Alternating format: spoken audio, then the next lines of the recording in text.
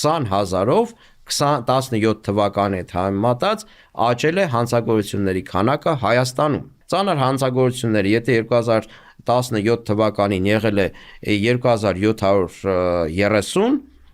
2024 թվականին 5557, այստեղ էլի կրկնակի աճ հանցագործությունների։ Առանձնապես ծանր հանցագործությունների քանակը Հայաստանի Հանրապետությունում 18 թվականին 224, ուշադիր, 2024 թվականին 2100, այս ցեղասպանությունն է, ներքին ցեղասպանությունը։ Հանցագործության հետևանքով զոհվածների քանակը 2018 թվականին գրել են 37, 2024 թվականին 1569։ Սա նշանակում է, որ Հայաստանի Հանրապետությունը դարձել է, չգիտեմ,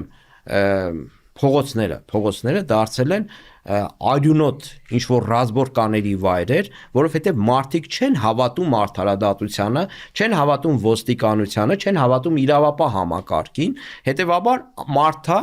ինքը իր միջոցներով, իր զենքով, իր պատկերացմամբ, այդ տպավորությունն ունեմ, որ լուծում է իր խնդիրը։ Այդպես էլ կա, այո։